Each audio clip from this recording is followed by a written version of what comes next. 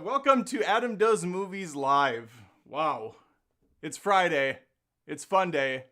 Tripping up on the first word of the afternoon. I guess it's night. It's 10:30 p.m. I have a show for you. Can't say it's going to be the most exciting thing ever.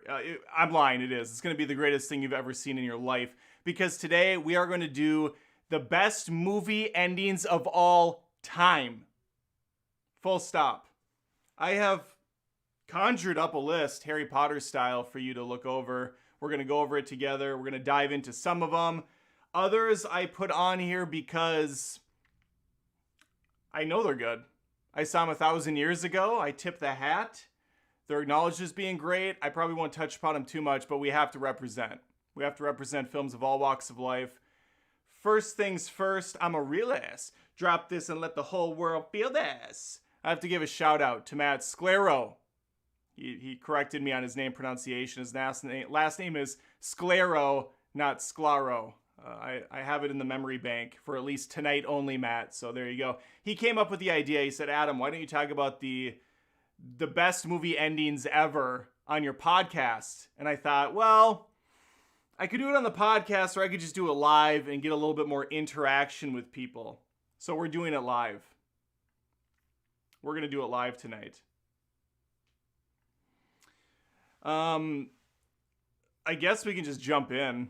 I don't have any real movie news. I was looking at things, and really the only news is The Flash is bombing at the box office, which genuinely surprised me. I thought that it still had enough going for it with Michael Keaton and being part of the DCU. You have Batman in there, 2 different Batmans, Supergirl. But yeah, no one cares. It's honestly remarkable how bad it's doing.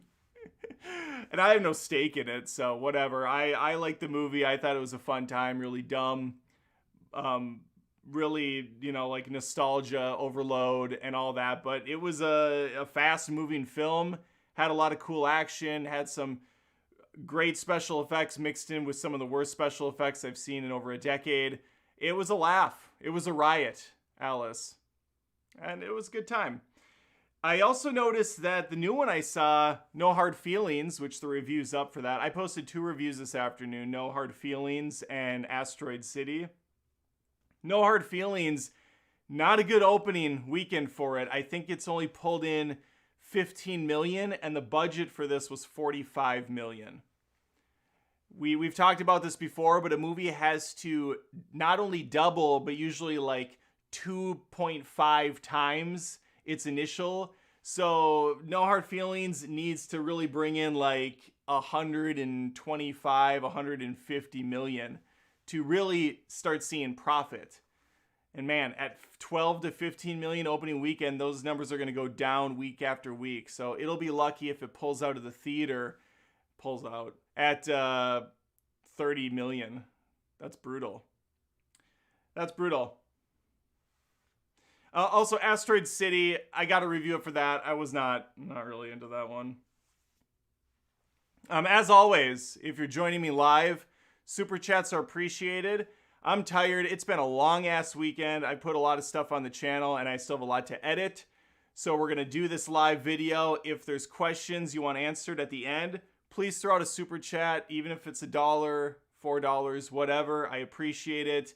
And then I'll answer the question. Otherwise, I'll just pack it in for the night. And I'll get prepped over this weekend for the podcast and the upcoming week of shows. Because we have a lot of stuff to do. We have a lot of work to do. Let's get to it. We have let's get started. Let me swap things over really quickly. Bing. There we are. Also, I should clarify, for this list, best movie endings, these aren't necessarily even good movies. Some of them are amazing films. Some of them are mediocre, maybe even on the bad end of things. But the ending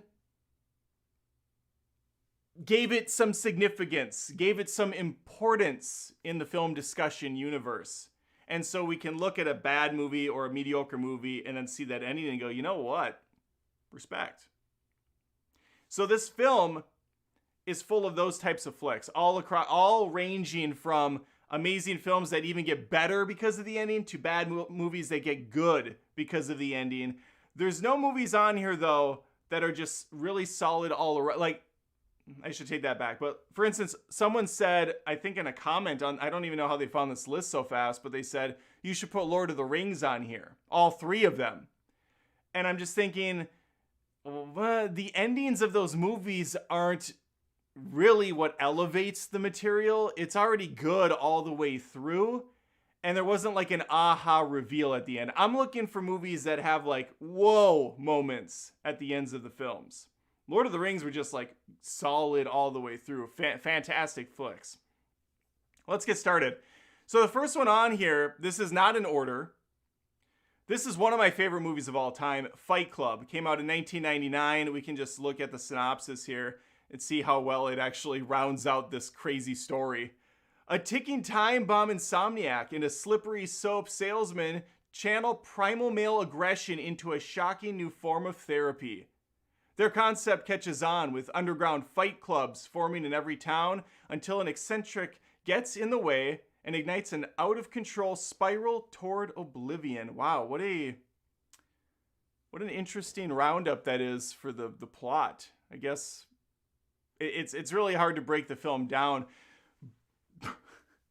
But I should also say, if you haven't seen any of the movies on this list, just mute this live while the poster's up for it, because I'll go back when I'm done talking about it. I promise. I won't spoil anything until we jump into the movie, because I don't want you to get something ruined that you haven't seen. These are movies that need to be seen before you get them ruined ahead of time. That sucks. I've had it happen a couple times in my life. I do not recommend it if you're a movie fan. Okay, so Tyler Durden, he's the main character. It's Brad Pitt. It's revealed as this movie slowly unfolds into madness that he is nothing more than a figment of Edward Norton's imagination. Edward Norton never has a name throughout this entire movie. I always like to consider him Jack, because at one point he stumbles into this abandoned Paper Street warehouse and finds a book of, he finds a bunch of books actually that are full of haikus and little stories, and they're all written by this guy named Jack. Some of them in the third person, a lot in the first. And so I just consider him Jack. And then his life is so mediocre and so pathetic that he kind of escapes into this cool alter ego named Tyler Durden. And when this movie flips, it flips hard with a fade to black and then a reveal fade up that, what the fuck? Where am I? How did I get here? Why is everybody calling me Mr. Durden? And then it hits him. We're the same dude. We're the same guy. I'm the one that founded Fight Club. I'm the one that's taking the hits, that's bringing people into the Space Monkey program and doing all these batshit insane things. Love Fight Club. It's so good as rewatch too. Some movies get better the more you watch them, and this one is definitely one for repeat viewings. If you haven't seen Fight Club, I hope you didn't hear me just spoil it. Watch Fight Club.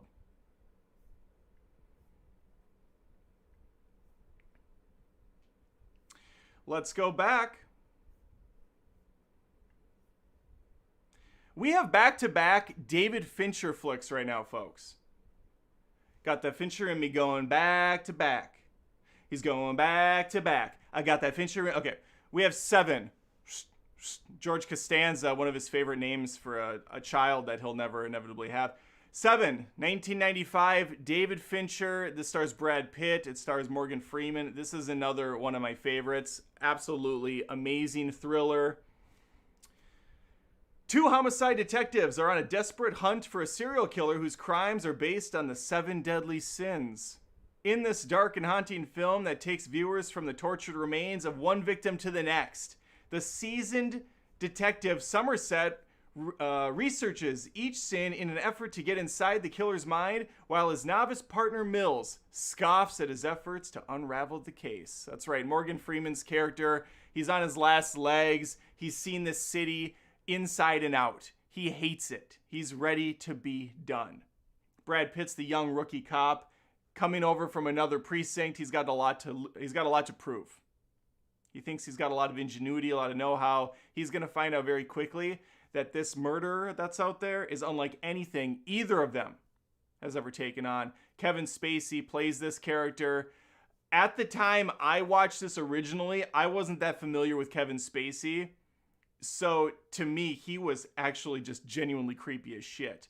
Then I would go on to find out a little bit more about Kevin Spacey as a real life person many years later. And now he's creepy as shit on a whole other level. So 7 gets better with age now. 7 is a brilliant film. And it's that final crescendo of the movie that we're talking about here. Now, look away, kids. If you haven't seen 7, please, I am begging you to mute the rest of what I'm going to tell you right now. For John Doe, Kevin Spacey, the villain of this picture, for his final masterpiece performance, he plays husband to Gwyneth Paltrow. He takes over Brad Pitt's position as the lovey hubby who's going to come home from work. Now, of course, this is unbeknownst to Pitt, who's out on the force for a time.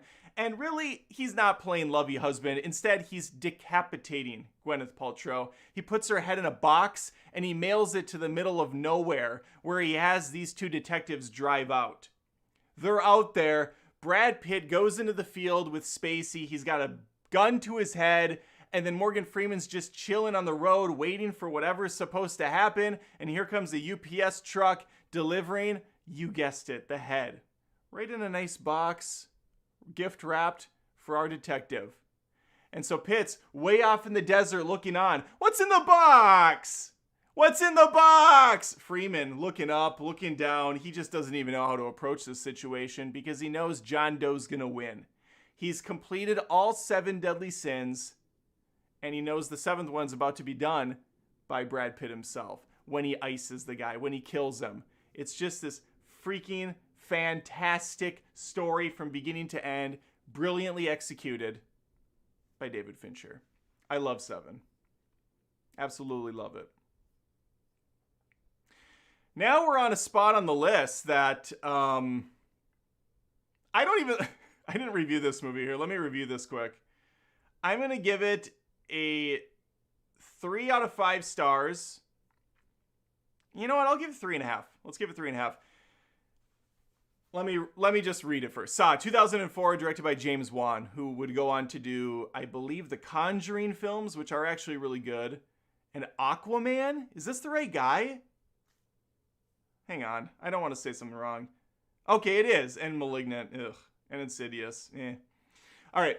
Live or die, make your choice. Okay, obsessed with teaching his victims the value of life, a deranged, sadistic serial killer, known as Jigsaw, they don't say that here, abducts the morally wayward. Once captured, they must face impossible choices in a horrific game of survival. The victims must fight to win their lives back or die trying.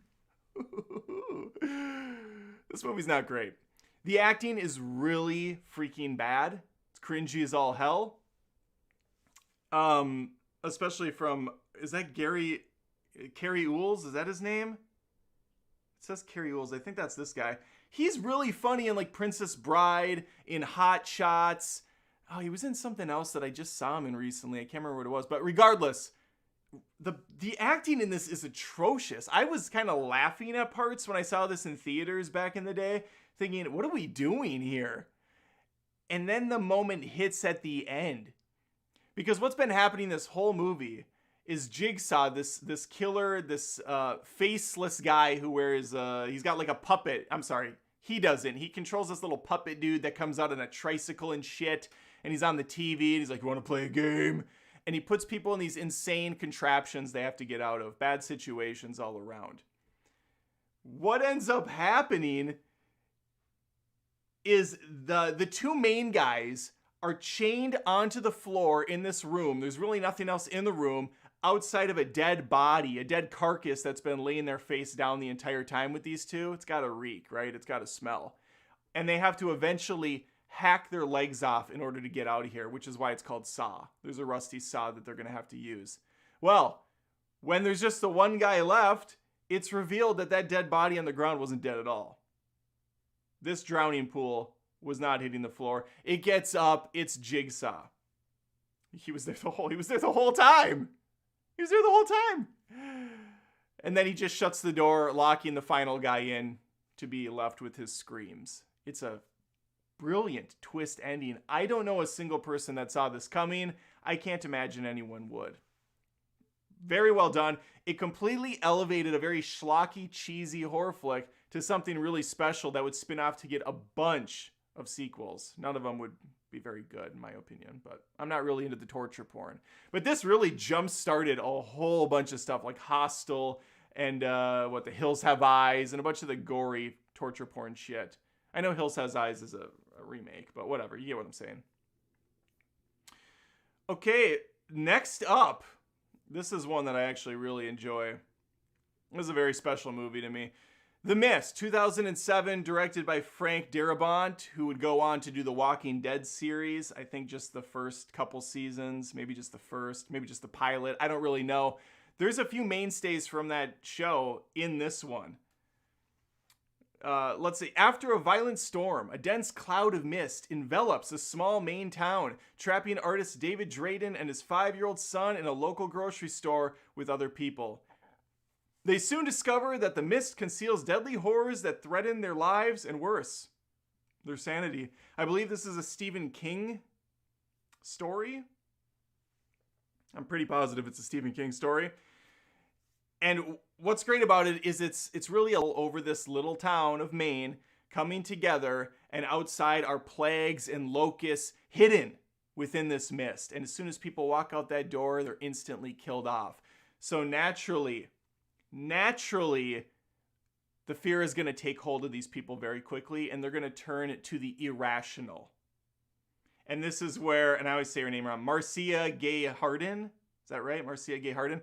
She comes into the mix as the crazy kook down the street that everyone knows is off her rocker. And that's what makes this story so brilliant. The one that's completely insane ends up being the voice of reason for the people trapped inside. Not all, but for a good amount. These people that originally scoffed at her now look at her as some sort of a vessel for the Lord Jesus Christ himself. And she's saying, this is a plague coming down on us. And the rational thinkers here in the room are like, yeah, I don't think so. I don't think that's the case at all. Inevitably, they end up leaving after a very, very bad situation takes place with a stabbing and a murder. And I hate that scene so much. It's really visceral, and it gives you an ugly response. But they get away, they get in the car, they drive through the mist, losing a good amount of the people on the way. Their party is down to just the dad, his son, and the elderly couple in the back. Oh, I'm sorry. And the other woman, I think it's Amanda or something from The Walking Dead. There's 5 of them total. And they only have, I think they have the right amount of bullets to finish them all off. And that's where they're at. The car stalls. There's giant, horrific alien creatures all around them. And the only thing left they can possibly do after running and fighting and hiding for days straight is to kill themselves. To not die in the most horrifically awful way possible. They take their own lives. So Thomas Jane takes turns two-facing this situation, kills the old couple, kills the lady, kills his son, and then when he's about to take his own life, oh, he can't. I'm sorry. That's right. He can't. There's 4 bullets, 5 people. He can't take his own life. He has to go kill himself by the aliens. And just when he's about to, after grieving over what he had done, the mist clears, the army comes by, and everything is taken care of. All they had to do was wait an extra like 10 to 15 minutes, and they all could have lived. It was brutal, and it took a pretty awesome movie and made it incredibly badass and memorable for me. I could never forget The Mist, even if I tried, and I've watched it several times since. Great flick. Probably shouldn't spend so much time on all of these. Requiem for a Dream. Darren Aronofsky, very hit and miss for me, this director. Life of Pi, The Fountain, which I could not stand. The Wrestler, which I think is very overrated. Sorry, that's just my opinion. Requiem for a Dream. The hopes and dreams of 4 ambitious people are shattered when their drug addictions begin spiraling out of control. A look into addiction and how it overcomes the mind and body. There's a part of me that thinks that this should be mandatory viewing in schools, because it just shows you how incredibly fucked people can get from drug abuse. And not just like straight up heroin or meth or whatever. We're talking the opiates. This movie was way ahead of the curve when it came to the drugs you get over the counter, behind the counter. And I always get that's always confusing to me. Over the counter makes me think that you have to go over the counter and be a pharmacist to get them, but that means that's something it's from the perspective of the pharmacist looking out, because for some reason the pharmacist is always high and mighty up on their pedestal. They even put them higher up off the floor than us so they can look down on us from their fucking ivory towers. Sorry, side rant aside. Okay. Oh, I'm sorry. Yes, you're right, DJ. Not Life of Pi, just Pi. Life of Pi is a completely different movie. My bad. Thank you for the correction. Requiem for a Dream, I've seen a couple times, and it makes me feel worse every time I watch it. I don't know why I put myself through it. It's such a depressing, miserable film. And it all really comes to a head at the end of this movie. So we have Jared Leto, we have Jennifer Connelly, we have the older woman. I gotta look at her name. I don't know who that is. Ellen Burstyn? That's probably... And Marlon Wayans. I forgot Marlon Wayans is in this. Yeah. Keith David's in this? Why did I not remember that? Oh, yes, I do remember. Of course I remember. I was distracted by what's happening in that scene.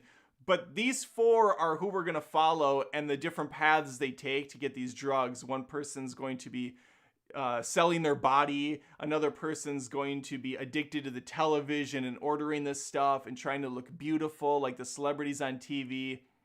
And we're going to get this awful montage at the end that's going to make you feel every sort of emotion humanly possible, depending on who you are. For me, it was fear, it was sadness, it was turned on. We'll get to it in a second, because what's going to happen here is Jared Leto is going to have put so much heroin into his arm, he has to get it lobbed off. He has to cut off his arm. The dude is fucking gone. The woman, the older lady, is going to be seeing things. She's going to lose her mind, and she's going to end up getting shock therapy treatments and go into an insane asylum for the rest of her life. And then Jennifer Connelly is going to be performing unspeakable acts in a cage area for a bunch of perverted, disgusting businessmen who are throwing money, and they're going to pull out the dildo. And that's going to be the ass-to-ass scene. And there is this sort of rite of passage, I think, with a lot of guys that have seen Requiem for a Dream, where when Jennifer Connelly's name is mentioned, maybe this is just me and the people I have as acquaintances, whenever Jennifer Connelly gets brought up, just in passing, or there's a movie with her, and it's like, oh yeah, Jennifer Connelly, I'll look at the guy in the room, and we'll just have this unspeakable understanding about this one scene in the film. We won't say it. We'll just know. We'll be like, yeah, I like Jennifer Connelly. And that's it. That's usually it. But yeah, that's interspersed between shock therapy and an arm getting cut off. So it's a very short-lived, nice moment. That's obviously not nice for her. And if we take it in context, it's a very sad situation. But it's a movie, so bon appetit. That's Requiem for a Dream, a brutal, heart-shattering film. Okay, let's completely change the temperature in the room and get to something a little bit more special. The Shawshank Redemption, another Steven Spielberg written film, 1994, directed by Frank Darabont. Wait, did he do The Mist? Am I losing my mind? Holy shit, I didn't know that. Wow, good for this guy. I did not know that. Look at all these connections we're making. It's amazing. And we have Red in here, Morgan Freeman from Seven. So many connections. All right, framed in the 1940s for the double murder of his wife and her lover, upstanding banker Andy Dufresne begins a new life at the Shawshank prison, where he puts his accounting skills to work for an amoral warden. During his long stretch in prison, Dufresne comes to be admired by the other inmates, including an older prisoner named Red, for his integrity, an unquenchable sense of hope. Andy Dufresne is a tall drink of water, and he is a very hopeful guy. He's very quiet, keeps to himself a lot, and the reason for that is because he's been planning a breakout of prison for a few decades. The better half of his life, as a matter of fact, he's going to be spent in this prison, slowly tunneling out. And he will inevitably crawl through a mile of shit and come out clean on the other side. It's such an amazing, beautiful moment watching this dude hitting the rock against the pipe to break the shit out while he's timing it with the lightning so no one inside hears what's going on, and then crawl through this disgusting sewage and come out clean in the rain, looking up at the heavens, excited to finally be free, to touch grass, as we tell so many kids to do today. They take it for granted. Andy Dufresne's not. And it's not even there where we end. That already would have been beautiful. But this movie is just genius on so many levels. First off, we get the tease that there might be some hope. But then instantly it's pulled away because Red was released earlier than Andy. Red, who spent most of his life in prison as well. And we think Red's going to end up going the same route as another inmate who was much older and took his own life because he couldn't handle life outside the prison. He didn't understand the new fast-paced world that we live in. And so there's that moment where you look up and you're expecting Red to be hung from that, or hanged, from that same pillar. But it just says Red was here. And then we cut to Andy Dufresne going to that tree that has no reason to be in the middle of the field. And he digs and he finds the money and the letter from Red and where to meet him. And he goes out to the coast, to the ocean, and they work on a boat together and live the rest of their lives fancy-free men of the sea. It is amazing. Absolutely one of my favorite movies of all time.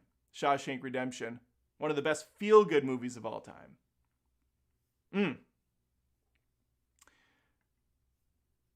Yeah, DJ, thanks for showing up. I already mentioned The Walking Dead. I mentioned that he did that during the Mist conversation. All right, this one. The Sixth Sense, the movie that made M. Night Shyamalan Ding Dong's career. 1999. A movie that I see a lot of that crap ahead of time, but this one got me. Now, over time, and upon rewatching, this movie doesn't make much sense. But a first-time watch, it makes 6 sense. It makes 6 sense. A psychological thriller about an 8-year-old boy named Cole Sear who believes he can see into the world of the dead. A child psychologist named Malcolm Crowe comes to Cole to help him deal with this problem, learning that he really can see the ghosts of dead people, including himself, because Bruce Willis was dead the entire time. What? The guy that he's been hanging out with, the guy that he's been opening up to and sharing his deepest, darkest secrets with is the guy that's dead. He's a ghost amongst the dead. It's crazy. I love it. This is a movie that, I mean, it really set people on a new venture with M. Night. Like, where's this guy going to go? They were saying he's the next Spielberg. All these praises were being thrown at his feet. Then he would come up with Unbreakable, a movie that not quite as loved by the general audience, but definitely served up a whole lot of indie lovers, served up a whole lot of cult following when that movie came out. It is a underground gem that has gone mainstream since, and we got several sequels out of it. Split being one of them, and then the, of course, atrocious Glass later on. But M. Night would have probably the least consistent run of any director ever. I mean, this guy, I like Signs a lot. I know a lot of people don't like Signs. Regardless, very, very hit and miss with M. Night Shyamalan. But The Sixth Sense, that ending, I don't know a lot of people that watched that film and didn't say, yeah, The Sixth Sense was fucking great. Or if you ask pretty much any passerby, you just go up to some random stranger, excuse me, ma'am, and then she freaks out, hits you with her purse, and you're like, ma'am, calm the fuck down. What movie has the greatest twist ending of all time? And then she's going to stop right before she maces you and say, well, The Sixth Sense, of course. And then she maces you. But you got it out of her. That's the truth. That's the gospel truth if you're Hercules. All right, this one I really love. The Descent, 2005, directed by Neil Marshall. After a tragic accident, 6 friends reunite for a caving expedition. Their adventure soon goes horribly wrong when a collapse traps them deep underground and they find themselves pursued by bloodthirsty creatures. As their friendship deteriorate, they find themselves in a desperate struggle to survive the creatures and each other. Yeah. The Descent is a pretty wild film. Pretty disturbing. It's shot very well. Dark, grimy, gritty. Some night vision shit going on. You have these humanoid creatures that have been born in the caves their entire life. So they can see better, they can hear better, and they stalk their prey. What makes The Descent so great, and also I have a fun little aside about The Descent, which some of you have heard of before, so I apologize for the redundancy. It's the ending. These women all die in the cave, except for one, the main actress, which I can't remember the character's name. It doesn't matter, the blonde one. She presumably gets out of the cave, gets to her car, and blows out of Dodge.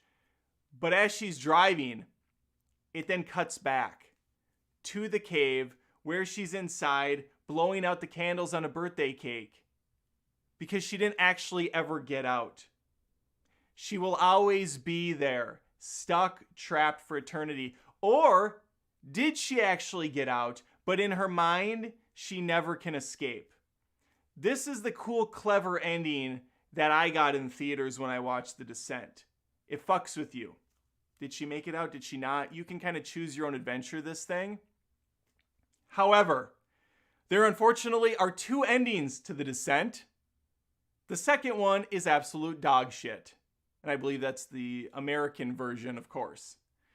And I think in that version, she just gets out. And she's fine. They might do one more shock and awe thing.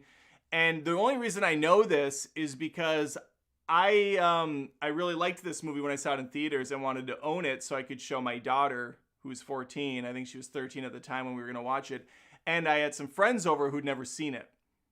So we went on Amazon Prime and bought the digital version. I didn't know at the time there were 2 versions of this ending, assuming I bought the one version that's available. And we watched, and when that ending happened, I stood there just slack-jawed, couldn't believe. I was dumbfounded by what I was watching. And they're like, wow, that was a good movie. And I was like, shut the fuck up. That is not the movie. That is not the movie I just paid for. And I wish you could get a refund because I would have demanded one. So then I had to go on YouTube and track down the other ending to show them. But do you think that hits at that point? No. It's over. It's absolutely over. And this would make for a good podcast discussion or something.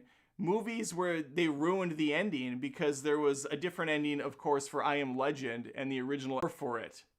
Freaking assholes. All right, this ending killed me. The movie's La La Land, 2016, directed by Damien Chazelle. Amazing director. He's knocked it out of the park 4 times for me. Whiplash, love it. La La Land, love it. First Man, great. Babylon, great. All right. Maya, or is it Mia? I don't know, it doesn't matter. An inspiring actress, serves lattes to movie stars in between auditions, and Sebastian, a jazz musician, scrapes by playing cocktail party gigs in dingy bars. But as the success mounts, they are faced with decisions that begin to fray the fragile fabric of their love affair, and the dreams they work so hard to maintain in each other threaten to rip them apart. And rip, they absolutely will. This is a whimsical, fairy tale-esque, magical journey between 2 characters who will connect on every single level, come together in perfect harmony, and dance and sing and parade around the night away. It's a very lovely movie for 90% of the run. And then that last bit comes on, and your heart is crushed as these 2 start to pull away from each other because their careers are separating them. They're finding different opportunities. They're losing that connection. They're losing that touch they had. And then we cut to our main guy going to the club to see Maya playing a song, performing. And the life that they have together flashes before his eyes. It's beautiful. It's wonderful. They share this whole experience. They grow old. It's so lovely, and it's all fake because they don't end up together. That's a once upon a time in his mind that never plays out. This is such a crushing ending to a film, and it completely subverts expectations in the best possible way. It does it with some genuine heart behind it. It doesn't do it just for shock and awe. It feels like the natural progression of these 2 characters, and that's why I love this film. And I am not a musical person in the slightest. Sure, you can throw on Grease, I guess, and I'll be like, it's Grease Lightning. But I don't go out of my way to watch musicals. But La La Land, freaking good stuff. It's good shit.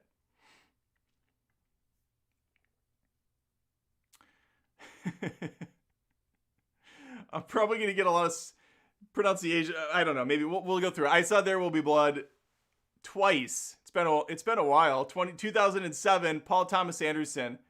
Ruthless silver miner turned oil prospector Daniel Plainview moves to an oil-rich California. Using his son to project a trustworthy family man image, Plainview cons local landowners into selling him their valuable properties for a pittance. However, local preacher Eli Sunday suspects Plainview's motives and intentions, starting a slow-burning feud that threatens both of their lives.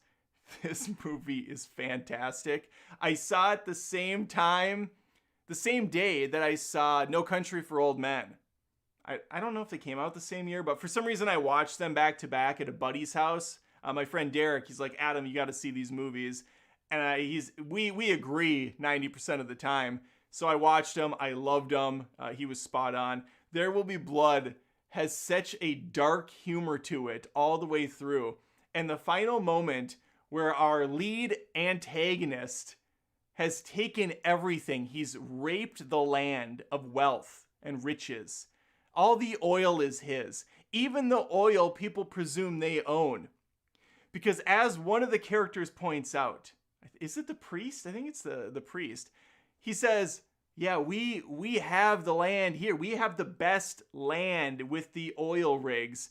And the guy turns to him and says, yeah, but I have the land surrounding it. So all the spigots and everything, I suck them up. I drank your milkshake. And then he beats him to death with a bowling pin. And I believe says something like, I'm done. it's just like game's over, basically.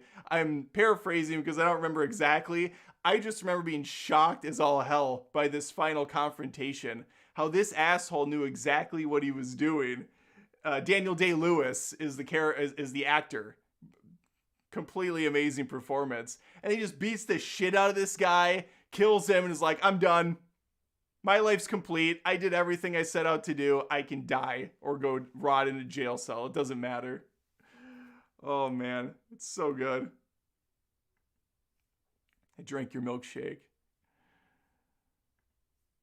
Dun, dun, dun, dun, scan, dun, dun. Who's pumped for the new Indiana Jones next week? Show of hands. Slightly. I'm slightly there. I'm going to be cautiously optimistic. Raiders of the Lost Ark, 1981, the one that started it all. When Dr. Indiana Jones, the tweed-suited professor who just happens to be celebrated archaeologist, is hired by the government to locate the legendary Ark of the Covenant, he finds himself up against the entire Nazi regime. This one doesn't, it's a Steven Spielberg vehicle, of course. This one doesn't have, so I could almost leave this one off the list. There's a couple on here that don't necessarily fall under this. I do just think this ending is badass. The government gets the Covenant, they get the Ark, I should say, and they say, we're going to take care of it, Mr. Jones. We're going to go put it away in storage. And they show the Ark being unloaded in this warehouse. And when Spielberg pulls back the camera and we see that this thing is full of all these different artifacts and things that the government has kept secret over the years, it's like, holy shit, this is freaking awesome. This is a cool way to end the flick. That's all. Just a classic ending. I thought the pullback was really good. It's been copied and parodied several times. I mean, dozens of times in different flicks over the years. It's just so good. We don't have to spend any more time on it than that. Indiana Jones is great. Oh, man.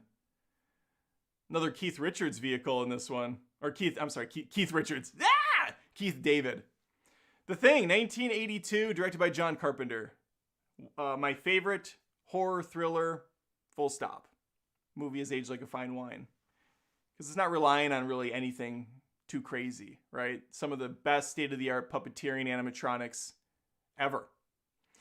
All right. In remote Antarctica, a group of American research scientists are disturbed at their base camp by a helicopter shooting at a sled dog. When they take in the dog, it brutally attacks both human beings and canines in the camp. The canine killing scene is fucking great. And they discover that a beast can assume the shape of its victims. A resourceful helicopter pilot and the camp doctor lead the camp crew in a desperate, gory battle against the vicious creature before it picks them all off one by one. This is a Kurt Russell vehicle, and he's just like the everyman of everymen. You just can't top him here. He's got the beard. He's grizzled. He's out in the middle of the cold. The thing that's so brilliant about The Thing is it can be anything. We don't know what it actually looks like. It takes the form of humans. There's no real way outside of this cockamamie test they come up with at one point where they boil the blood, which I just watched a South Park episode where Cartman does it to see if people have head lice. Freaking hilarious callback to The Thing. And this movie's ending is what really seals the deal on its brilliance. At different points in the film, Kurt Russell and Keith David go MIA. I believe Russell goes to check out something up at, he goes to check on one of the guys that's been in quarantine. Keith David is supposed to be looking guard at the door. They're both missing for several minutes, if not hours. And when they finally take out the threat at the end of this movie, presumably killing the Thing's final form, they sit at a fire in Antarctica. They're completely fucked. They have no way to get out. They're both gonna die. That's the end game. But what's more disturbing about this ending is either one of them or both of them are somehow things. Would they both know if they're the Thing? Would they have any comprehension? Is it more than one? Is one of them the Thing? Is neither of them? At the end of the day, it doesn't really matter because, again, they're both screwed. But it's just that disturbing, haunting ending of them looking at each other, wondering, are you dead? Are you? Or are you something else? It's chilling stuff. Very cool. All right. Inception, getting a little bit more modern. We have 2010's Christopher Nolan flick. Cobb, a skilled thief who commits corporate espionage by infiltrating the subconscious of targets, is offered a chance to regain his old life as payment for a task considered to be impossible. Inception. The implementation of another person's idea into a target's subconscious. Inception is, it's almost there. It's almost Matrix levels of brilliance. Definitely take some inspiration from the Matrix. Going deeper into the human psyche, things get more wild. They get more crazy. They get more out of control. Buildings are bending. Minds are being manipulated. When the movie starts out, we find out that this is actually the finale of the film. We see Ken, how do you say it? Watanabe? Ken Watanabe? I think it's Ken Watanabe. I don't know. Ken, we'll call him Ken. Let them fight. Ken and Leonardo DiCaprio, we'll call him Leo. Ken and Leo are at the table. Cobb and whatever his character's name is. And they're both old. And Ken looks at him. He's like, you came here for something. And they're starting to piece it together. That they've been trapped in the Inception way down deep. 5 or how many levels it's been. And they have no idea who they are anymore. Because the deeper you go into your psyche, the more you lose connection with reality. It's the same thing that happened to Cobb's wife. And why she haunts him constantly in these dreams, in these nightmares, really. But it's the final shot of the flick where we have his totem. Now, the totem is introduced earlier on in the flick. It's an artifact that you bring in with you. It's something that you know has a characteristic that can't be broken. So for him, it's a top. He spins the top, it will spin forever. That's how he knows he's in the real world. He's grounded. Well, in the final scene of the movie, it's presumed he got out. He got his money, he got away from whatever bad things were going on with the authorities, and he's able to be with his children again. Everything's very vague in this movie, intentionally so, to keep you wondering, is this all a dream? Is this whole thing an Inception? It's very possible. It's very probable. But it's one of those up for your imagination, up for your determination sort of situations. Anyway, he sees his children. Now, the kids do turn around at the end, which is nice because up until that point, he's only ever seen their backs and their clothes. What's odd is the clothes they're wearing, I believe, are the same clothes they have in a picture on the wall. So either they don't have a lot of different wardrobes in the house, or Cobb is remembering something from a different time, and that's what he's projecting onto his children.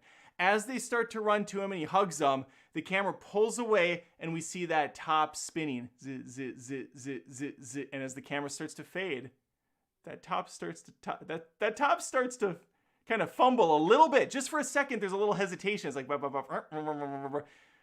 Nolan knows what he's doing. He's messing with us. In my cynical, jaded view, I think Cobb's in a fairy tale world. He never got out. The grass is always greener on the other side situation here. The glass is half full situation here is, does it really matter? If he's able to live his life out in tranquility inside of the matrix of his own doing, I mean, let sleeping dogs lie. Does that expression make sense there? I think so. You know, don't even kick him. Let him just live. Kicking actually is appropriate because to get someone out of their dream, you actually perform a kick. But yeah, my theory is he's so far gone. He's in a dream, but he somehow dreamed within the dream and accomplished his tasks within one dream, so he was able to move up to the good dream. That's where I'm at with it. Brilliant ending. And it's one of those movies that was so open to interpretation, so open to fun discussion. And it's another one where you go back and you can constantly look for little Easter eggs and little cues earlier in the flick that can make you think, oh, maybe that plays in later. Okay. This is, I think, the most modern movie on this list. 2018's Avengers Infinity War. And it's funny how, in comparison to all the other brilliant movies I've talked about, this looks kind of like a basic bitch in comparison. And I love this movie. As the Avengers and their allies have continued to protect the world from threats too large for any one hero to handle, a new danger has emerged from the cosmic shadows: Thanos. A despot of the intergalactic infamy? Okay. His goal is to collect all 6 Infinity Stones, artifacts of unimaginable power, and use them to inflict his twisted will on all of reality. Everything the Avengers have fought for has led up to this moment. The fate of Earth and existence. Blah, blah, blah, blah, blah, blah, blah, blah, blah, blah. This is on here because the ending was pretty powerful. We had the culmination of 20-some Marvel MCU movies. Now, obviously, now it hits different, right? Because the new MCU is kind of a garbage fire. But up until this point, things were firing pretty damn good. Outside of an occasional hiccup, we had a lot of people we cared about coming into this movie. And then those Russo brothers pulled them all away from us, or at least 50% of them. Thanos is successful with the snap, instantly murdering, instantly evaporating 50% of the universe. Absolutely brutal stuff here. We're watching all of our favorites die, either at the hands of Thanos or self-sacrificing in the case of Black Widow. Now, it was very clear. It was very obvious that we were going to see most of these characters again. We knew this was a 2-part movie, but that does not take away at the time from just the massive hit after hit we saw as the different Avengers started Harry Potter Voldemorting away, that like kind of little dust artifacting they did. And then we see Thanos hanging out on the ranch, living his best life, taking a breather. He's like, take a knee. I did my duty. I'm good. Perfectly balanced, as everything should be. One does not... What does he say in the trailer that he never says in the movie, and it pisses the hell out of me? One does not consider fun when balancing the universe, but this puts a smile on my face. Something like that. I thought that line was so good, and then it was never in the movie, and I was just bitter as all hell about it. But yeah, that ending was pretty damn great. Skiddy-ding, ding, ding, ling, ding, ling, ding. Ding, ding, ding, ding, ding, ding, ding, ding. Deliverance, Squeal Like a Pig Boy, 1972. Directed by John Boorman. Intent on seeing the Kalawasi River before it's turned into one huge lake, outdoor fanatic Lewis Medlock takes his friends on a river rafting trip they'll never forget in this dangerous American backcountry. We got John Voight, we got Burt Reynolds in here. It's the 70s. This is kind of a Descent inspirational flick, I feel like. Meaning the Descent clearly took the ending idea and ran with it their own direction. Because what we have here are some regular salt-of-the-earth guys going on a canoe trip, and it goes very wrong very quickly when the hillbillies next door gang up, rape one of them, and start hunting the other guys down. Now we have a revenge flick. And this thing's going to end with Burt Reynolds. Or is it Voight? It's been a long time since I see this. I apologize. I think it's Reynolds that survives. He scales the side of the mountain and takes these fuckers out. And he actually is the sole survivor, I believe. Again, it's been a long time. I just remember the ending very well because he gets home, one of them, and he's having nightmares. He's having fever sweats, fever dreams about this because even though he survived this conflict, he will never escape the horror that unfolded. It will always be with him, haunting him. And that's a great ending. It's a sad ending, but it's a real one. Bubba with a $4.99 super chat. Did you ever see Lucky Number 11? Speaking of endings, I did see Lucky Number 11. That was with Josh Hartnett and is that Morgan Freeman? Lucky Number 11 was during the time when they did these kind of like cutesy Italian Job type films. These they get a lot of like B-list actors. They throw one. There would always be a recipe. You'd have one A-list actor. You'd have a few B-listers. You'd have a couple C sprinkled in, and then you'd have a D. You might have like a rapper or a musician or a cook or something just completely off the beaten path because the marketing team's like, how can we pull in all these different segments of people? Let's get Rachel Ray to do something. Let's get 50 Cent in here. And they would just ran. The same thing with 3,000 Miles to Graceland was another one. And these kind of like quirky films came out, and Lucky Number 11 was actually pretty fun. If I remember right. I remember one scene where there's a sniper across from a building, and there's this whole thing plays out. But I honestly couldn't tell you much about it if I tried. But I have seen it. Okay, we got another classic here by Philip Kaufman, 1978's Invasion of the Body Snatchers. Make sure this is the right one, right? Donald Sutherland. Yes, this is the one I was talking about. Jeff Goldblum's in this. Brooke Adams. This is a freaking great movie. Of course, it's aged a little bit, but it's still very unsettling. The first remake, yeah, this is a remake. They've remade The Invasion of the Body Snatchers several times, 4 or 5 now. The first remake of the paranoid infiltration classic moves the setting for the invasion from a small town to the city of San Francisco and starts as Matthew Bennell notices that several of his friends are complaining that their close relatives are in some way different. When questioned later, they themselves changed, as they deny everything or make lame excuses. As the invaders increase in number, they become more open, and Bennell, who has by now blah blah blah, it doesn't matter. Okay, so Donald Sutherland, not Kiefer Sutherland, that's the son. Donald Sutherland, the OG, he's gonna end up in a scenario where he's basically the only dude left on Earth that's not a fucking alien. This is kind of a Thing situation where they appear to be like normal humans, but when they speak, this disgusting sound emits from them. It's just awful, miserable sound. And when we get to the final moment of the flick, we see Donald Sutherland look at the camera and he goes, ah! And the disgusting noise comes out, showing the audience that it's game over. There's no survivors at all. This is a full invasion, just like the title promises. If you haven't seen Invasion of the Body Snatchers, it really is a gem.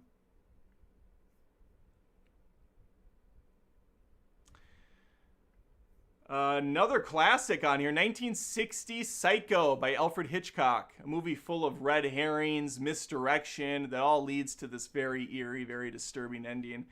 When Larsenius, I don't know, real estate clerk Marion Crane goes on the lam. I haven't heard that term in a long time. Went on the lam with a wad of cash in hopes of starting a new life. This whole beginning thing, by the way, that's the red herring. It's all bullshit. The money that she takes, starting a new life, it's irrelevant to the story. She ends up at the notorious Bates Motel. When manager Norman Bates cares for his housebound mother, the place seems quirky, but fine. Until Marion decides to take a shower. This thing has been mimicked a million times over, parodied, everything under the sun. The black and white, the blood and color going down the drain. It's Hitchcock at his finest. What's so unsettling about this movie is the freaking mom's been dead the whole time, and Norman Bates is dressing up as her. He's spying on the neighbor. It's just all around a gross, eerie flick. And the first half of the movie is wildly different than the second. You know what else is another movie with a crazy twist, but the twist is more the marketing was misdirection than anything. And that's, what is it? The vampire movie with George Clooney. From Dusk Till Dawn. The trailers from Dusk Till Dawn showcase Clooney being badass with this crossbow, and they're in a nightclub, and a freaking smoking hot Selma Hayek is stripping with a giant snake. This is all in the last 20 minutes of the movie. The first half of this thing is miserable. This boring road trip to get there. I felt so cheated watching that flick. Jan Rose with the $5 super chat. Love the Bates Motel TV show. Have you seen it? It's really good. Jan, I appreciate that. And yes, we watched the first, I want to say 2 seasons of Bates Motel. It started to lose us at that point. Did they ever even finish it? And is it worth continuing? Because I thought season 2 was a little rocky. If I recall things correctly. Maybe I'm wrong. I keep grabbing my shoulder because I don't know what I did to it. I think it was from surf lessons the last day I did them. I popped something wrong. I'm not a spring chicken anymore.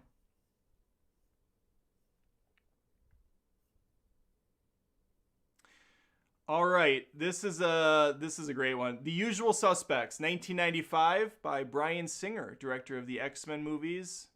Directed, uncredited, directed Bohemian Rhapsody before he was unceremonious. It's funny, Bryan Singer and Kevin Spacey both outed from Hollywood for doing some weird crap. Some very weird crap during the Me Too movement. They were kind of outed about it. And we haven't really heard from them since, but they're both in this film. along with a lot of other actors, great actors, held in an LA interrogation room. Verbal Kint attempts to convince the feds that a mythic crime lord, Kaiser Soze, not only exists, but was also responsible for drawing him and his 4 partners into a multi-million-dollar heist that ended with an explosion in San Pedro Harbor, leaving few survivors. Verbal lures his interrogators with an incredible story of crime lords' almost supernatural prowess. Yeah. Kevin Spacey. This is the classic hoodwink scenario. Kevin Spacey has a limp. I mean, his foot's completely duck-billed, goes off to the right. He can barely walk and function. He's the dumbass of the group, right? He's the schlep. He's the patsy. Ando from Seven here. You don't underestimate Kevin Spacey's character. And when we get to the finale of this movie, and the investigator is basically telling him, listen, man, you got hoodwinked by Kaiser Soze. That this is who he is. And he points to another guy in his crew who is, I believe, what's his name? I always call this guy the poor man's Al Pacino, because he kind of looks like Al Pacino to me. Gabriel Byrne, I think. I don't know if that's how you say his name. Gabriel Byrne, he was in not Interview with the Vampire. I'm sorry. He was in the vampire movie. What's that called? With Keanu Reeves. I don't really like that movie. Oh my God. What is that movie called? Keanu Reeves and Gabriel Byrne. Oh, someone tell me in the chat before I lose my mind. I could look it up, but I don't want to. I got to figure it out myself.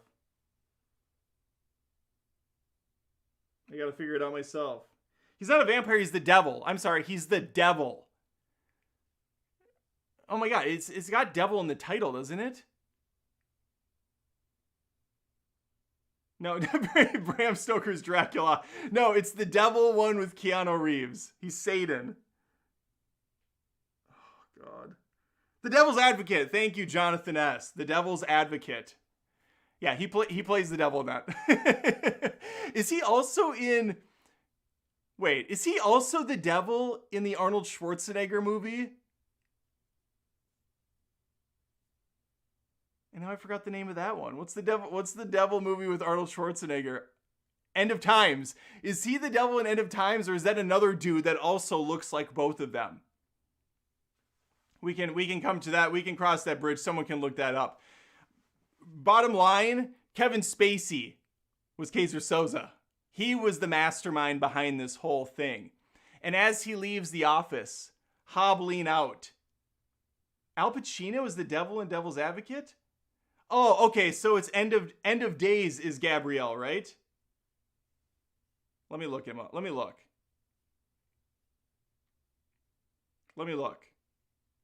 End of Days. Okay, yep, we got it. We got it eventually. Ugh, stigmata, gross. Drew Skizzy? How's it going? He says hi, so I'm saying hi all of a sudden. Let me focus. Let me get back to this. Yeah, so anyway, Spacey's character walks out, and as the detective's feeling all high and mighty, it starts to click that something's off about this whole breakdown. Something's not sitting right. How did this dude get out? He's such a lutz. He's such a no one. How did he survive? And then he starts looking at the pegboard and seeing all the clippings and all the articles and even the photo references, and he realizes the story that Spacey's been painting for him this whole time, because this whole thing was narrated by his character, he was using words from the clippings. He was using images from the clippings to fill in some of the blanks. So the guy looks over and he's like, wait a second. He said these things? God damn it. And then he goes after him, but it's too late. He's gone. He's a ghost in the darkness, which is a solid movie. Yeah, Usual Suspects is a classic.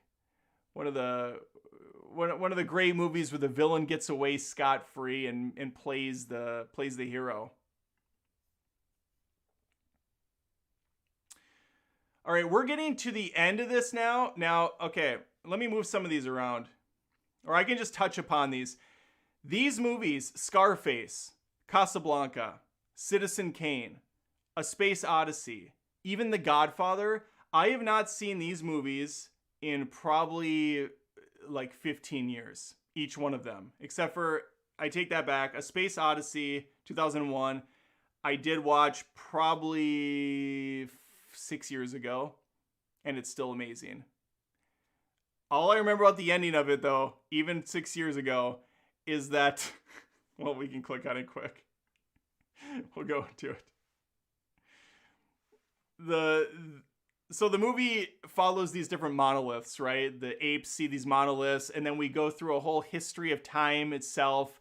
And we go into the future with Hal. I'm afraid I can't let you do this. And then we go to the ending where we see a man who grows old and wise and unlocks all of the secrets of space itself and what the meaning of life is. And then we cut out to a space baby that's presumably him now. In the stars, one with the universe. What the fuck is going on? There's been so many interpretations of this movie over the years. My personal one is, I have no idea. I assume it's just a story of life and death. Depending on where you're at in history, it doesn't really matter. You're going to end up amongst the stars themselves, floating in empty space, in darkness. It's not a fun, happy ending, but I think that's kind of the point that Kubrick was going for. Stanley Kubrick film. 1968. All right, let me back up just a little. Scarface, 1983, Brian De Palma movie. We got Pacino. Hooah! Say hello to my little friend. After getting a green card in exchange for assassinating a Cuban government official, Tony Montana stakes a claim on the drug trade in Miami. I'm going to Miami. It's coming down when the heat is on. Drive on night to the break of dawn. Welcome to Miami. I don't see no Miami. Sorry. I apologize for all of that. Viciously murdering anyone who stands in his way, Tony eventually becomes the biggest drug lord in the state, controlling nearly all the cocaine that comes through Miami. But increased pressure from the police, wars with Colombian drug cartels, and his own drug-fueled paranoia serve to fuel flames of his eventual downfall. Yeah, spoiler, he dies at the end of this movie. After going out in a blaze of glory, Bon Jovi style, this dude takes a whole bunch of cocaine, busts out the Tommy gun, and just... I went like this, like he's holding two. He busts out the Tommy gun, takes out a bunch of dudes before eventually getting taken out himself. Kind of the same way that, the same kind of ending in Breaking Bad a little bit. Two badass drug lords going down in a blaze of glory. And a dude gets his arm chopped off with a chainsaw. I remember that. That was a nice way to start things out. Casablanca, however you want to say it. This is the oldest movie on this one, I think, 1942 by Michael Curtiz. In Casablanca, Morocco, in December 1941, a cynical American, I don't know that word, expatriate? What the fuck is that? Meets a former lover with unforeseen complications. Humphrey Bogart, main character here. This is a love story through and through. Takes place during war times. But the big takeaway here is the bittersweet ending, where he has a decision to make, and ultimately, he lets his lover go. What's her name? Iliam, something? Ilana? I can't remember what it is. The Here's Looking at You, Kid. But this actually ends with the line, well, how does it end? This is the beginning of a beautiful friend. Louis, this is the beginning of a beautiful friendship, he says to the pilot as they both saunter off into the night, leaving his lover to go. It's sad, but true. Metallica.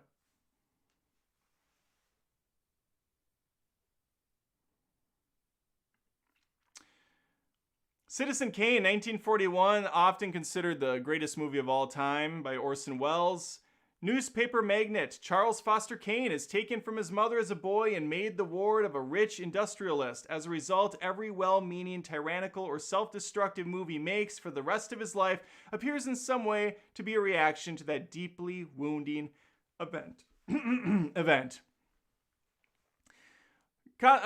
Citizen Kane is... I mean, we compare movies to it all the time. It's no Citizen Kane. The movie is shot incredibly well. It looks beautiful in black and white. Great performances. And what really makes it stand out is the ending. The little twist of Rosebud. So Orson Welles, Charles Foster Kane, on his deathbed, says Rosebud. He looks at the whatever you call these things, the globe, the snow globe, and he sees the sled in there. He says Rosebud.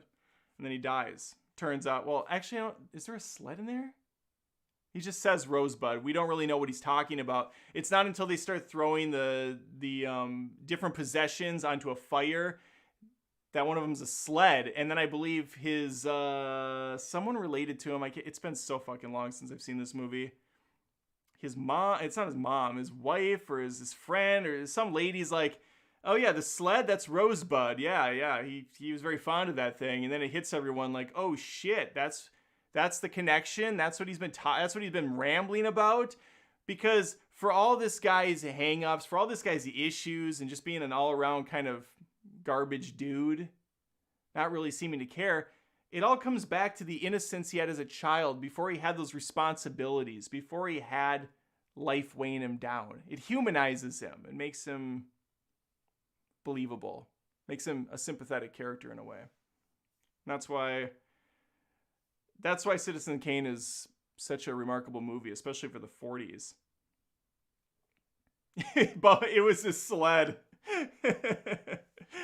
Yeah, it was Family Guy when Peter's like, it was a sled. I saved you, 2 hours or something? All right. Oh, did we skip over any of these? I think I touched upon all the ones that I didn't remember that well. The Godfather, 1972.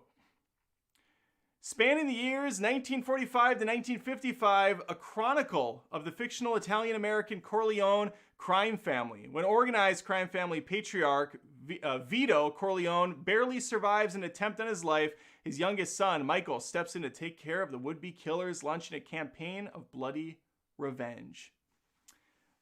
Directed by Francis Ford Coppola. It's a classic. It's a gem.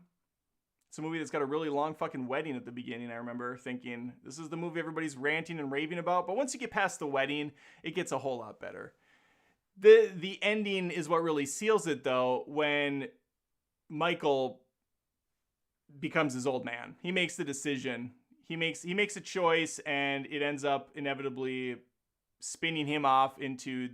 Because his character had a decision to make. He could be the good guy. He could kind of walk away from the family, or he could go full blown. He could go full Corleone, and he does. And it's depressing. It's powerful, and it will lead to a second Godfather movie that I think is even better than the first. And I still, fun fact, have not watched the third movie. I've never seen it. I heard some people say it's great. I heard some people say it's dog shit. So I haven't wanted to watch it. I need to watch all three of them again. It's been a very long time. Truman Show, 1998. Truman Burbank is the star of The Truman Show, a 24-hour-a-day reality TV show that broadcasts every aspect of his life without his knowledge. His entire life has been an unending soap opera for consumption by the rest of the world, and everyone he knows, including his wife and his best friend, is really an actor, paid to be part of his life. Truman Show... This is a freaking great movie. Jim Carrey, up until this point, was this before Eternal Sunshine of the Spotless Mind or after? I can't remember if it was before or after, but regardless, before this, Spotless Mind was very indie. It was very much more underground in terms of Jim Carrey stuff. But up until this point, Jim Carrey's been doing comedy, Ace Ventura, Dumb and Dumber, Cable Guy, and then Truman Show was kind of a turn for him. Most people, including myself, went into Truman Show assuming he was going to be slapstick, silly, over-the-top Jim Carrey that we know and love. But this was a more compassionate, serious, haunted Jim Carrey. Truman Show is really well done. You got Lauren Linney in this as the fake wife. All the supporting actors are really good. Was it Ed Harris? Ed Harris is the architect, the director. And the basic plot is Truman has since birth been inside of this bubble, this giant stadium community. It's all fake, 24-hour surveillance. This was popularized before Paris Hilton made trashy reality TV a thing, like walking around following garbage people popular. And then it was obviously perfected by the Kardashians and the whatever that other Vanderpump Rules or whatever the fuck that's called. My wife watches it once in a while, and I just question everything I know about the world. But Truman was the first one. He was the OG. And he was far more likable, I think, and more interesting, even though his life was very uninteresting. In fact, he couldn't even go into the water because it was a childhood thing they implanted in him to be scared of water so that he would never want to leave his little town. It's fucked up. It's weird. It's sad. People try to warn him at different parts of his life. But what seals this is the ending and him coming to the realization that it's all fake. And Ed Harris starts to lose it. He starts to slip. He's like, cue the sun. He just quickly throws day to night cycles in the mix. He's throwing storms at Truman, but Truman's just pushing through. He's got to get out. And we finally see that boat just go into the side of the wall, the fake clouds. And he goes forward. He's like, fuck me. It was fake. I wasn't losing my mind. It was all BS. And then he turns directly at the camera, at us, the audience, and he says that iconic line that he continues to say as the movie plays out. In case I don't see you later, good afternoon, good evening, and good night. I don't know if that's actually it. I might have fucked it up. It's been a while, but it's something to that effect. I remember being a little bummed out while I was watching, thinking, this isn't as funny as I thought it would be. And keep in mind, I'm a teenager at the time with expectations of Jim Carrey. But by the time this movie wound down, I was a massive fan. And I've seen this movie several times since. It's definitely a top Carrey movie for me. But I got a lot of Jim Carrey movies that I love. Very good film. Brought even better by the ending. We have a super chat from Jonathan S., $2. Have you seen Stay? The ending was surprising. I have not heard of Stay, Jonathan S. I might have to look into that. Interesting. There's a couple movies where the ending actually ruined the film for me. I could probably do an episode on that sometime down the road. I'd have to think on it for a while. This was a lot easier to put together. I know people love the movie Prisoners. I hated that ending, and it ruined the movie for me. But, wait, Silence of the Lambs, that is a pretty crazy ending, doesn't it? Silence of the Lambs is a sweet ending because he gets out at the end. Hello, Clarice. It's good to see you again. Whatever. Let's stay focused. We're almost done with this. 1976, Rocky, directed by John G. Avildsen. Not Stallone. Stallone didn't direct all these. He did write it, though. When World Heavyweight Boxing Champion Apollo Creed wants to give an unknown fighter a shot at the title as a publicity stunt, his handlers choose Palooka Rocky Balboa, an uneducated collector for a Philadelphia loan shark. Rocky teams up with trainer Mickey Goldmill to make the most of his once-in-a-lifetime break. Get up, you son of a bitch! This is, we recently did a Rocky marathon. My kids surprisingly liked this movie. I thought for sure they'd be bored to tears because Rocky 1 is a slow-ass burn. It's a very slow burn, very low budget. Stallone is, he's doing his best, but he's definitely raw, and he will get better and better with this as time goes by. But there's no denying that Rocky is an absolute classic. It's the American dream, rags to riches tale of a young, up-and-coming nobody who rises to the fame, who rises the ranks incredibly quickly due to heart and determination and non-stop training and belief in oneself. It's an incredibly motivating movie. Every time we watch a Rocky movie, we're instantly ready to hit the bag. and realize we don't have the skill set or the acumen that Stallone has in real life and in these films. But the ending, not even being a success story all the way through, he loses the fight to Apollo Creed because of the judge's ruling. But that whole fight, when they're on the ropes, they're trying to get up, he's knocking him down, Creed's knocking him down, it goes back and forth, and even though he doesn't technically become the undisputed heavyweight champion of the world, he still is a winner. Adrian! The crowd goes nuts, the celebratory music kicks in. Rocky, man, it's hard to beat.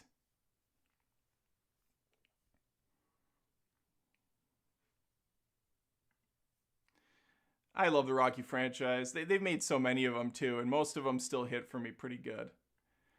All right, Memento 2000. I think some people brought Memento up earlier like I'm sleeping on the job. I'm familiar with Memento. Now keep in mind, this came out in 2000. The last time I saw this movie, 2000. Christopher Nolan. And I'm going to say something else. This movie, I actually did call the little bit of a twist before it happened. Because I remember... let me read it first, and then I'll tell you what I saw. Okay. Leonard Shelby is tracking down the man who raped and murdered his wife. The difficulty of locating his wife's killer, however, is compounded by the fact that he suffers from a rare, untreatable form of short-term memory loss. Although he can recall the details of his life before his accident, Leonard cannot remember what happened 15 minutes ago, when he's going, or why. Memento... Okay, so if I remember right, God, I might have to look this up. I just remember calling this ending because there is a part somewhere in the middle when he's thinking back on things, and they do a Fight Club moment, and this is pre-Fight Club, right? Where you see a quick image shot of him next to him. So there's like multiple versions of him. I'm like, oh, he's responsible. He's the one that did it.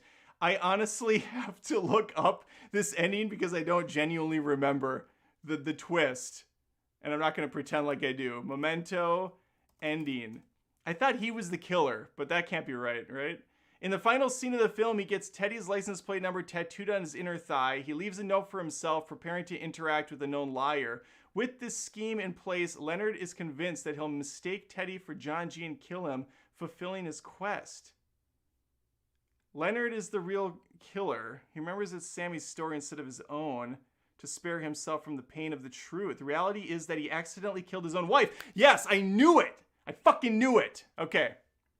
So yeah, he is the actual killer, and he masks it by telling himself it's someone else. That's the trick. That's the clever twist. That's the Christopher Nolan stuff we love. I put some of these on here because I knew they had great endings at the time that I watched them, even though they're not necessarily sitting around in my brain still. But clearly it was enough so that I could remember, yeah, he was in fact the bad guy. Not the bad guy. He didn't do it on purpose, but you know what I'm saying. Wait, did I lose my... Where is everyone? Did I lose it? Oh my God, I hope people are still here.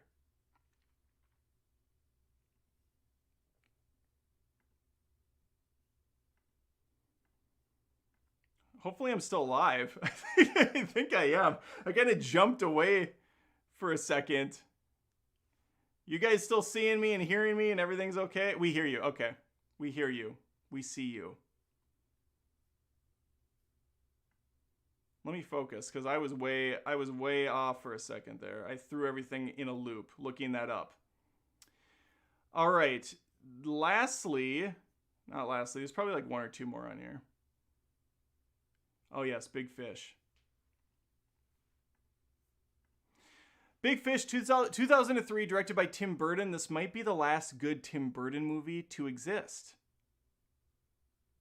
I think that might be true. I'm going to rate this. I'm going to give this a 4.5 out of 5 stars. Throughout his life, Edward Bloom has always been a man of big appetites, enormous passions, and tall tales. In his later years, he remains a huge mystery to his son William. Now, to get to know the real man, Will begins piecing together a true picture of his father from flashbacks of his amazing adventures. Stars Ewan McGregor. I really like. It's also got Tim Burton's wife at the time, right? She's in like all of his stuff. Helena Bonham Carter. I don't know if they're still married. This is a visual splendor of a movie. It has obviously Tim Burton's stank on it, but it's done in a very kind of untraditional Tim Burton style. It doesn't feel as kooky the same way as other ones do. It's a brighter movie. It's got some beautiful cinematography. There still are the Tim Burton like scarier elements and creepier imagery, but it's blended so much better. And I wish he would have gone this direction with his directing instead of relying so much on the CG bullshit he would come to do later. Some of that's fused in here as well, but it's done just so much better. And the way that, okay, well, so it's called Big Fish, right? This whole movie is essentially a fisherman's tale.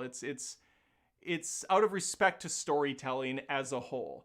How people will tell these larger than life stories to not only inspire others, but to kind of, put a little pageantry on it, put a little sauce into it.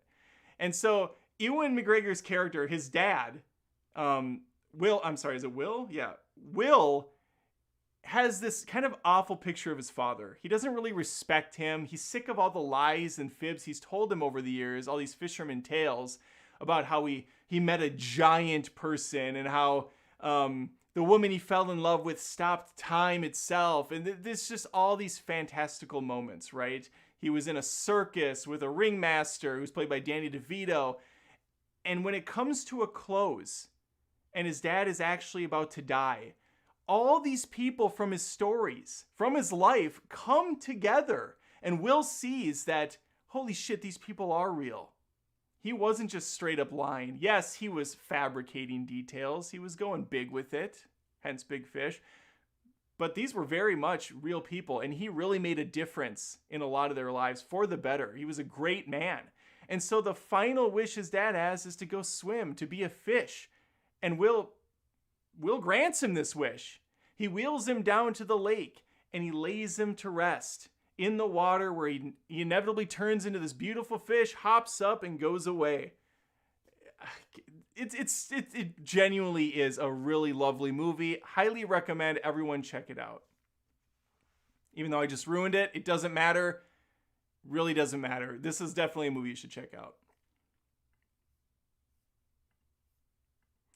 All right, we're getting down to the wire here. And again, these aren't in any order. I actually just remembered to put Primal Fear on here recently. 1996, Gregory Hoblit? That's his name? Let me give this a rating. This is a solid movie. All right, an arrogant, high-powered attorney takes on the case of a poor altar boy found running away from the scene of a grisly murder of the bishop who has taken him in. The case gets a lot more complex when the accused reveals that there may or may not have been a third person in the room. The intensity builds when a surprise twist alters everyone's perception of the crime. This is when I became a massive fan of Edward Norton. He is putting in an amazing performance here. He would go on to do a similar type of role in The Score, which is a very underrated action thriller with Robert De Niro and him. They're going to do one big score, that kind of a thing. Very cool movie. That has a fun ending as well. But Primal Fear, Richard Gere is the high-powered attorney. He's going to be representing Edward Norton. And the big twist in this movie is that Norton is saying he's bipolar. He's not actually the one that committed these horrific sins, these terrible, unspeakable acts, because he was not himself. And as Gere starts to leave in the final scene, Norton's character says something just so unnerving and so right on point that it's that moment that Richard Gere realizes, fuck, I just lawyered this dude out of a lifetime sentence and he was absolutely guilty. Powerful stuff.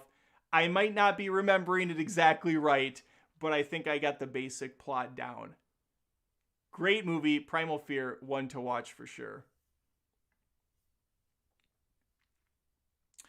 Okay, I mentioned this movie earlier. Only a couple left. We got Whiplash 2014, the other Damien Chazelle movie I love. Under the direction of a ruthless instructor, a talented young drummer begins to pursue perfection at any cost, even his humanity. Very simple tagline there, because this is a simple story. It's about the obsession, it's about the passion, it's about the music, and it's about the drive between these two guys, J.K. Simmons and Miles Teller, the instructor, the mentee. They're going to be butting heads this entire time. And J.K. Simmons is just a beast in this thing. He's vicious.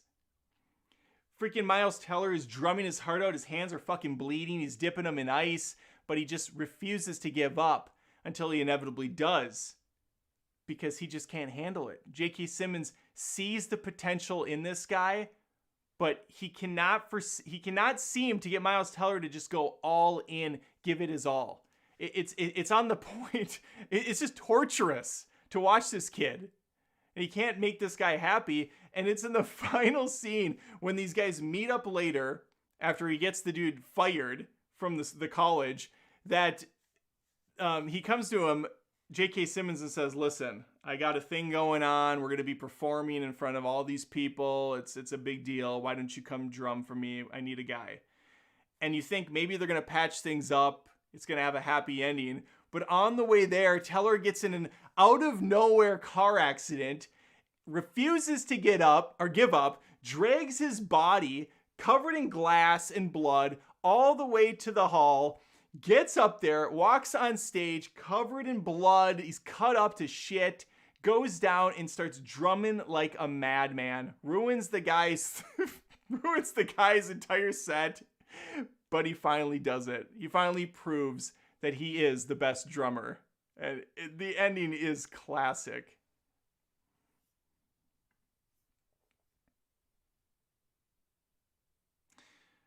All right. Here's an interesting one. Life. Look at these actors. There's some big names in this movie.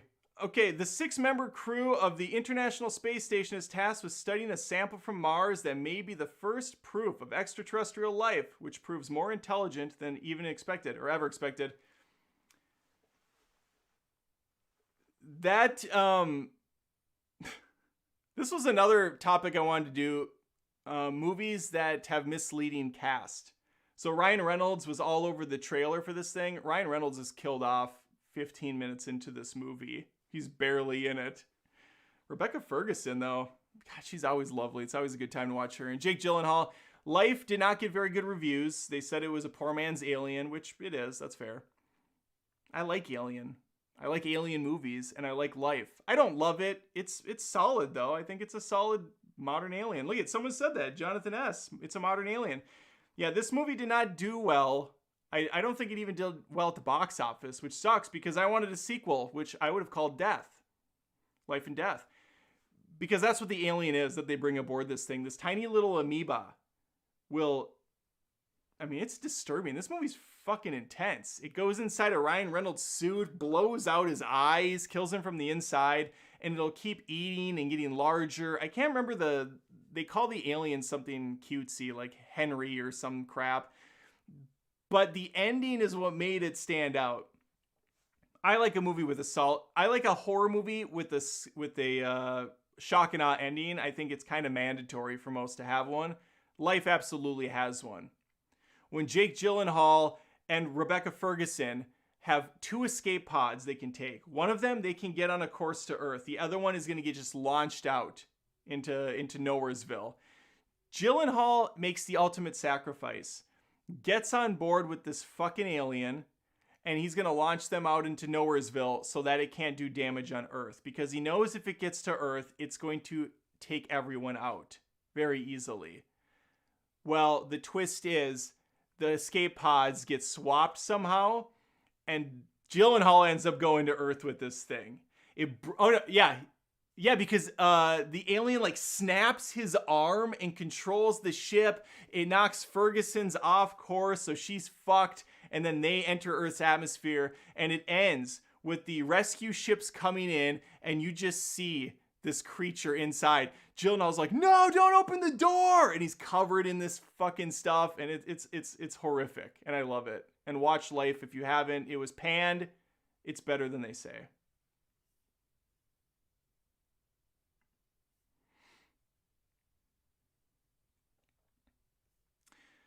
All right, this is another one like Indiana Jones, where it doesn't necessarily need to be on this list. The movie was already pretty fantastic all the way through.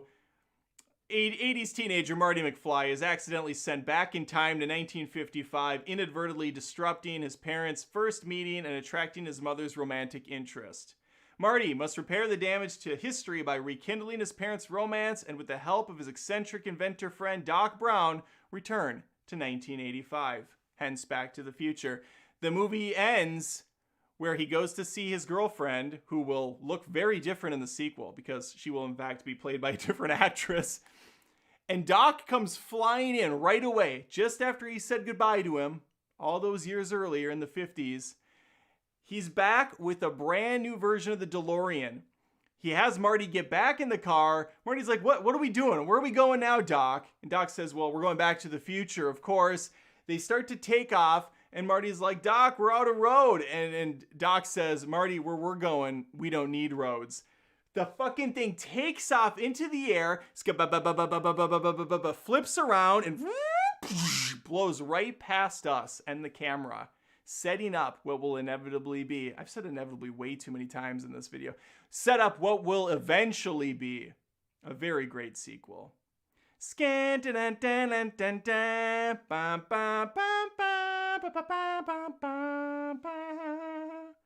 the Future. How many did I put on here? Okay, we have two more. Don't really need to talk about them that much. Thelma and Louise, it's whatever. I put it on there because it's Ridley Scott and everybody knows this ending.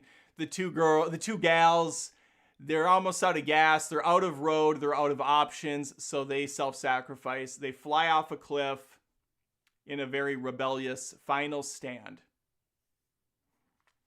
We're at the end here, okay? And then Planet of the Apes. Not having Planet of the Apes would be on here would be sacrilege.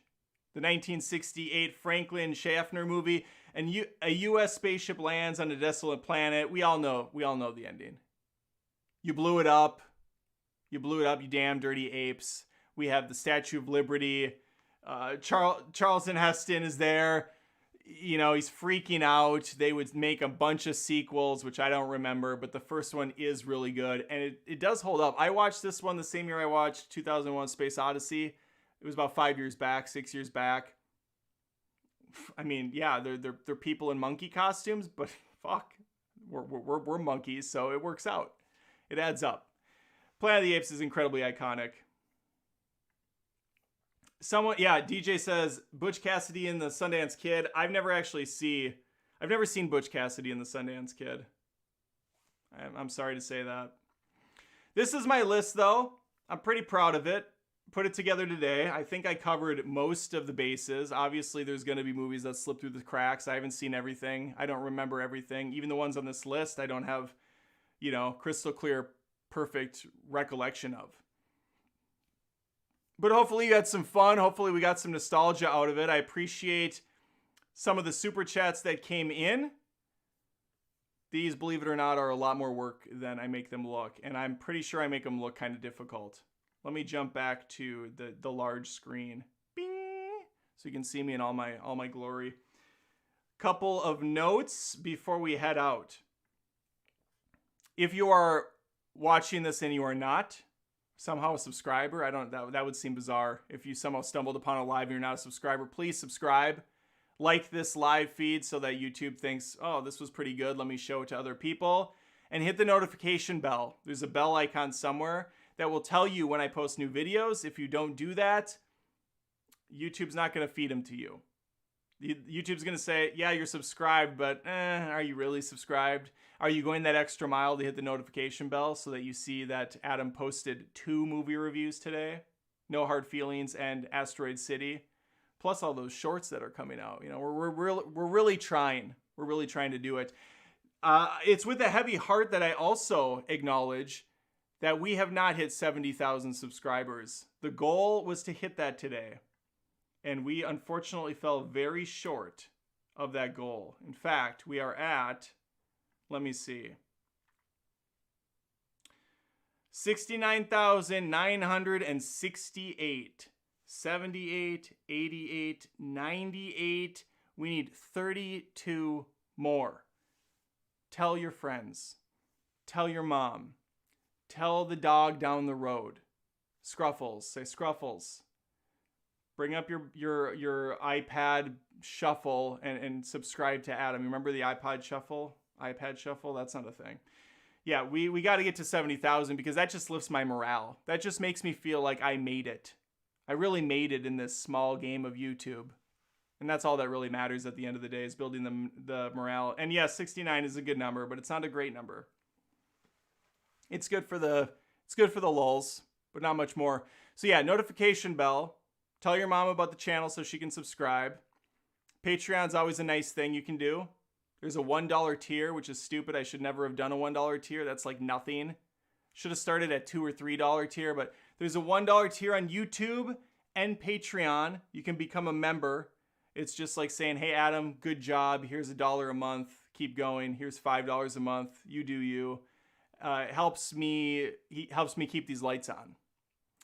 And with that, I would say, yeah, we have a good thing going here, I think, with these lives. And the shorts are coming out, and I'm doing my best to get the Patreon and YouTube requests at the Mithril level done.